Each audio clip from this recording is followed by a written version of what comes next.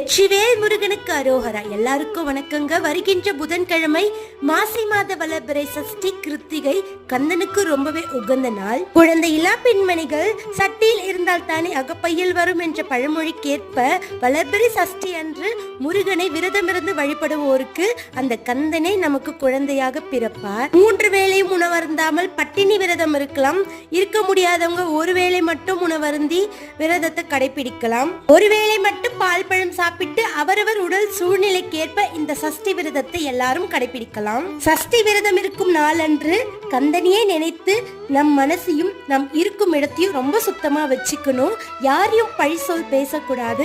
கெட்ட வார்த்தைகள் எல்லாம் உபயோகிக்கவே கூடாது. இந்த நாள் முழுவதும் கந்தனியை நித்தம் நினைத்து கந்த சஷ்டி கவசம், கந்தகுரு கவசம், கந்தர் அனுபூதி, செகமாயை திருப்புகழ் இந்த மாதிரி கந்தனுக்கு உகந்த எல்லா பாடல்களும் பாடி அவரை வழிபாடு பண்றப்ப கண்டிப்பா கந்தனே நமக்கு குழந்தையாக பிறப்பார்.